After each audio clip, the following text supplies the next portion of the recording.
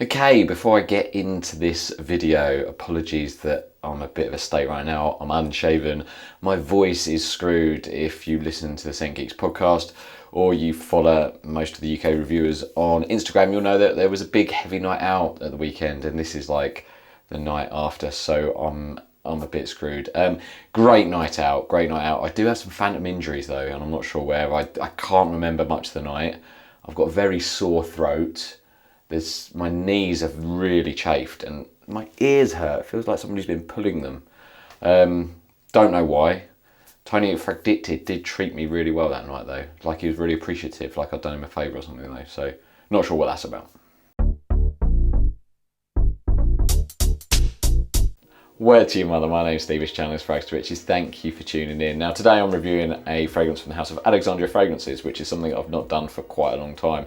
But I have done a lot of Alexandria videos and I'm going to create a playlist, so do have a look if you're interested in those.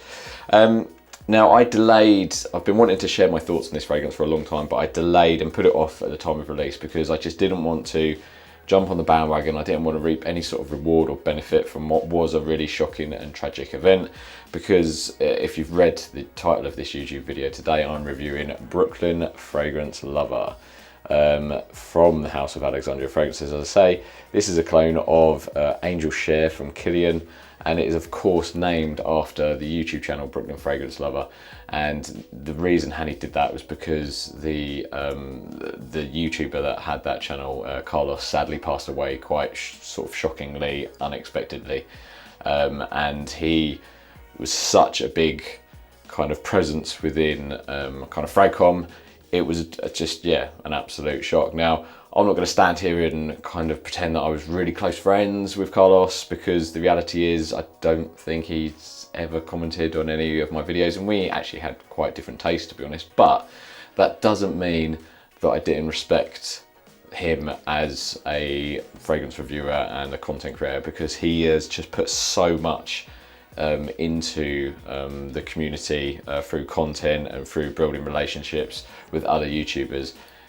So yeah, when that happened, it did leave an absolute gaping hole. So yeah, I just didn't feel like, even though I wasn't, as I say, particularly close with Carlos, I just didn't want to kind of jump on the bandwagon and review this fragrance, and just for sort of something that was click worthy, even though it was a brand new release. So yeah, I've sort of missed the boat, but today I'm going to share my thoughts on this fragrance anyway. As I've already mentioned, this fragrance is a clone of Angel Share by Kilian. Now that fragrance has been compared by some to Eau Jaune from Parfum de Marly, probably because they're both quite prominent in cinnamon. Now the Alexandria Fragrances version of Eau Jaune is called Apple Crumb. Now I don't think I've ever done a video dedicated purely to that fragrance. I might have done a first impressions, can't remember. But I definitely featured it in my top 10 Alexandria Fragrances video, which I'll link below. Now, I've got a really funny relationship with Apple Crumb and Eau Jaune, and I guess ultimately the note of cinnamon, because I love the smell of Apple Crumb and Eau Jaune. I think it smells amazing. It's something I really enjoy, but I don't want to smell of it. I don't want to smell like that to people. I don't want people to think that I smell of cinnamon and food. Now, some people can't get their head around that. They think if you love a smell, then you'd probably want to smell of it, but I disagree with that. So yeah, I guess I don't want to smell like food. I don't want to smell sort of too gourmandish. I'm not a big fan of gourmands, but I do actually love the fucking smell of it. It's the sort of fragrance I'd love to just smell on the back of, like spray on the back of my hand and just smell throughout the day. I just find it really comforting, really pleasant, and just really enjoyable kind of experience. So, a funny one for me. Now, with that in mind, how does Brooklyn Fragrance Lover compare to by Kilian's Angel Share? I do have a sample. And also, how does it change my opinion on cinnamon and wanting to smell of it? So firstly, let's deal with how does Brooklyn Fragrance Lover compare to the original Angel Share by Kilian. Now, I've got an original sample, so thank you to the person that sent me this. I do really appreciate it. I've been comparing these and wearing these as per usual. I've worn them in kind of different conditions, but I always kind of wear them on my arm. I try to do sort of roughly the same amount. I do sort of try to consider that a sample bottle normally doesn't spray as much as a full bottle. So I try and put roughly the same amount on, to sort of, particularly when it comes to testing the projection and the longevity. So just bear that in mind. But it's not an exact science. As always, it's subjective. It's going to vary on skin to skin, etc. Now, what I will say is, These two fragrances, in my opinion, smell different. Now, not massively so, they certainly smell similar, but these, in my opinion, on my skin, are not identical. So firstly, bear that in mind. I'll try and explain why I don't think they're identical, and also I'm going to explain why I don't necessarily think that's a bad thing. So quite obviously these two fragrances have the same kind of note profile or the same note breakdown, but for me where they smell different is the relative strength, impact and sort of balance of those different notes. Now the main thing I get from this fragrance DNA is I get like there's a boozy cognac, as I've said there's cinnamon by the sort of bucket load. But then there's also like a real nice sweetness that comes from kind of tonka and vanilla in the base, and there's a woodiness as well. And that comes from sandalwood, but there's also like an oak. Well, there's certainly a very rich sort of deep, full woodiness, which must be the oak. It's certainly not like that smooth kind of sandalwood. So those are the sort of notes that are within this fragrance DNA. But it's that, as I've said, it's the relative strength and impact of each of those at the different stages of these fragrances that varies for me. Right at the top, the Angel Share, I get a big blast of a real boozy cognac. It's really strong, really obvious, and it's like, damn, that is kind of there. And then I can sort of, at the top, I can still kind of get some cinnamon in this, but for me, I'm talking right on the first spray in the opening, the boozy cognac is there in your face. With Brooklyn Fragrance Lover, the cognac is there, it's noticeable, but it's a lot more subtle. It's a sort of subtle kind of booziness, and straight from the off I get a lot more cinnamon in this.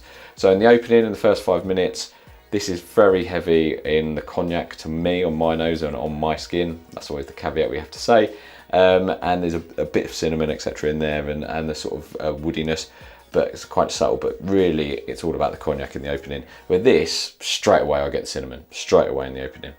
As it starts to develop and dry down, we're sort of like looking 20-30 minutes later, the booziness in this does still stay. It obviously dissipates a little bit because it's a top note, but I still get the cognac, it's still there.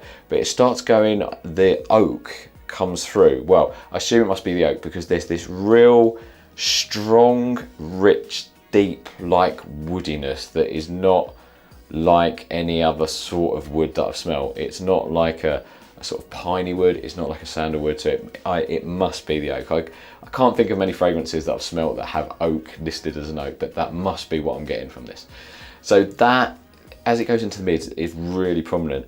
And again, it's not so much there. So it's still very heavy in the cinnamon. It goes into the mids, it's still very heavy in the cinnamon, and it does get progressively woodier and sweeter. So I would say this sweetens up a lot quicker than this does.